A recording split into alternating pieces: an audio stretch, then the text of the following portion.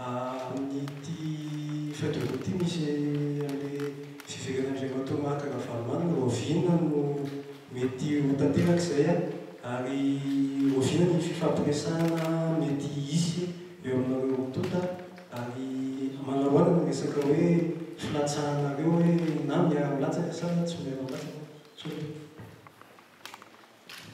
Zany hoe dia milaza fa tsy mbola nisy ny fifanarahana natao. Ary ny ankoatran'izay dia tsao fotsiny hoentina ahely etsy aroa. Izany kosa nefa dia tsy manakana ny ifampiresahana na na hoe mahafahana mifampidinika amin'izay ahitana vahaolana mety ahasoa ny firenena sy hitondra filaminana ho an'ny firenena ihany koa. Votanteraka ihany ve ny fifidianana amin'ity taona ity mety hisy be zay raha isy izay no andeha aloha ary raha isy izay ahoana mahakasika amin'le toetra raha misy amin'izao fotoana zao indrindra fa be dia be le foyer de tension misy amin'izao fotoana le zao tokony tanterahana zay. Ny fifidianana dia araka ny lahateny nataoko teo hoe io no ny antony nandaterahantsika ny fiara-mitatana ny tondrozotra mba hahafahantsika tonga any amin'izay fifidianana izay. Raha ny voalaza ny ireo expert Nations Unies hatreto dia ny hoe afaka valo volana no ahafahana manao fifidianana. Izay valo volana izay raha ohatra ka ataontsika ny kajikajy dia mitotona any amin'ny volana janoary any hoany.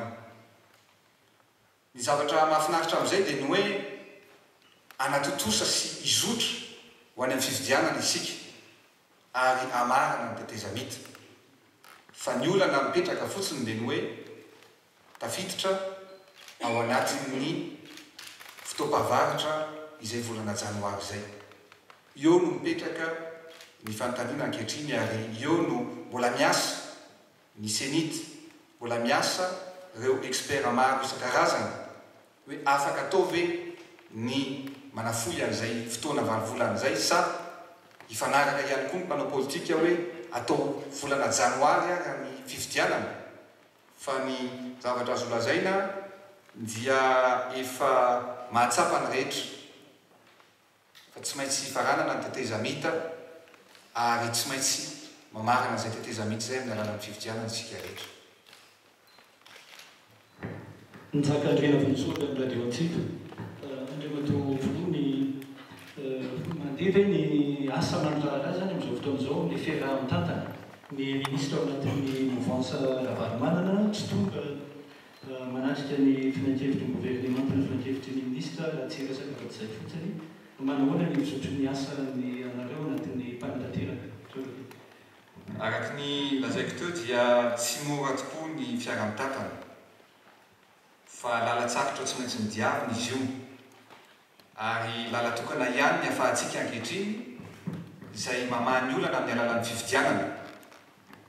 Ka io ny raharam-pirenena tsy afaka miandry izay any ivelany tsy te hiditra moa efa nisy ny niditra, nisy ny voaka, nisy ny tsy te hiditra, nisy ny taky ny fiara-mitantana dia ankehitriny mitady fitantanana vaovao indray, mitady tetezamita hafa indray amiko dia milohako tanteraka ny fanaovana kilalao ny raharam-pirenena, milohana ny fanaovana takalonaina ny vahoaka malagasy.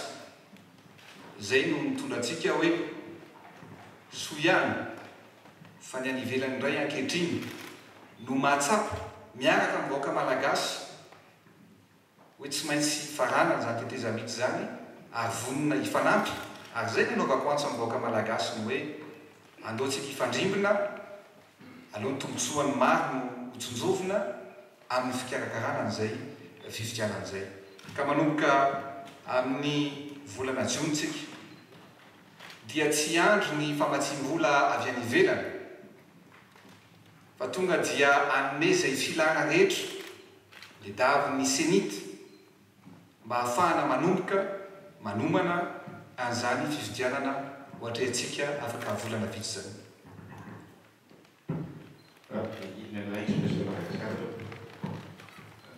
Fa momba le fividianana tao dia madio folo hoe ho ataony fividianana. Azo tanterahana ve fividianana amin'izao toedrana politika atao hoe misy fisaforotsona zao ihany nefa raha mitorosotra dia tokony ao anatina filaminana no anaovana ny fividianana. Ahoana ny andaminana an'ireo korontana maro samihafa eo. Faharoa verina kely amin'ilay fanontaniana namanatra azo hitreretina hoe miaratsy milanitra ka ianao sy ny filoha teo aloha. Ankehitriny raha mikasika ny fividianana aloha no resahana dia mino aho fa ny zavatra misy ankehitriny dia korontana voleny, korontana ilaina inina atao sy apetraka. Fa raha manontany ny akamaroan'ny olom-pirenena isika dia efa tsy mila korontana intsony, tsy mila savovory intsony ny vahoaka malagasy, fa antokana ihany ny andraisan'ny vahoaka ankehitriny dia ny hoe firosona ny fividianana. Izay no anaovana ny ezaka rehetra mba ahafahantsika manatotosana izany. Mikasika ny hoe filatsahana na tsy mikasika ny tena dia hatreto aloha tsy misy manakana ny filatsahako na tsy amin'ny fividianana izay hitranga eto amin'ny firenena. Ny tenako nefa dia vonona ny hijery ary izay mahasoa an-tanindrazana sy ny firenena, izay no fanapahan-kevitra ho raisina amin'ny fotoana tokony mampety azy.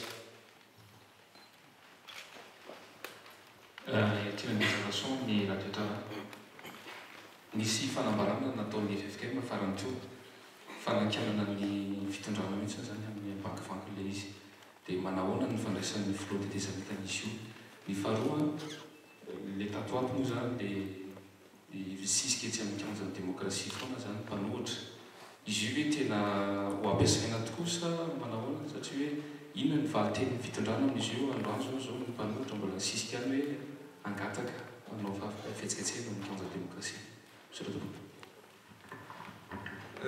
Mikasika ny fanambarany FFKM niarana hitangamba ny zavatra voalaza sy voarakitra tao anatiny dia anjarantsika no samy mamakafaka hoe mitombona, misy mitombona avy ao, misy mitanila, misy zavatra tokony ahintsy, izay ngamba no fanontaniana mipetraka. Mikasika ny hoe eo amin'ny kianja n'Ambohijatovo izay lazaintsika hoe atao kianjan'ny demokrasia. Ataoko fa raha ny fahalalahana ngamba mbola tsy nisy fahalalahana be loatra noho ny amin'izao miteny izao. Ary eo no tsy tokony hafangarontsika indrindra ny fahalalahana sy ny fanakorontanana. Raha ohatra ka misy olona te hamory vahoaka dia ataoko fa ny fahendreny andrandrain'ny olona rehetra ankehitriny, ny fahendreny dia davy ny vahoaka malagasy amin'ny mpanao politika dia ny fanajana ny filaminana kely izay ananany eo am-pelantanana. Izay fanajana ny filaminana ananany eo am-pelantanana izay dia midika fa leo sy tsy mila korontana intsony ny vahoaka malagasy. Raha misy te hamory olona, ataoko fa malalaka ny famoriana olona ary tsy ilaina akory azy taratasy lavabe fangatahana rehefa tonga ny fividianana. Afaka mamory olona daholo eran'ny Madagasikara eraka ny nosy ireo candidat rehetra izay hilatsaka hovidiana na amin'ny alalan'ny fividianana solombavam-bahoaka io na amin'ny alalan'ny fividianana filoham-pirenena izay ho totosantsika ankehitriny. Izay teneniko hoe aleo mba nitombotsoan'ny vahoaka malagasy no tsonjovina fa tsy ezaka foana anankorontana sy aningona, fa mba aleo mba hiaraka anarina sy anorina firenena vaovao isika. Fanontaniana farany ngambany dia ho faranantsika ny lahateny. Liatsora Vincent, RTA Télé. inona noho izany no fipetra raisin'ny fitondram-panjakana manoloana ny fisisihana fikirizan'ireo mpanohatra sisika eo amin'ny kianjo io manomboka raha pitro isan'andro isan'andro. Mitondra antsika makaisa moa izay fisisihana sy fikirizana izay. Hitondra antsika amany olana ve izay? Hitondra antsika avitan'ny fifidianana ve izay? Sa hitondra an'ireo amikirana izay olanim-bahoaka rehefa tonga ny fifidianana? Amiko dia tsotra. Misy ny tompon'andraikitra ny mpitandro ny filaminana ary makahery an'izy ireo amin'ny asa izay ataony. Ary izaho dia tsy teny mihitsy hoe anakana ny mpitandro ny filaminana tsy andray andraikitra. Makahery ny mpitandro ny filaminana mba apisy sy ampijoro ny filaminana ho an'ny olo-pirenena tsirairay avy.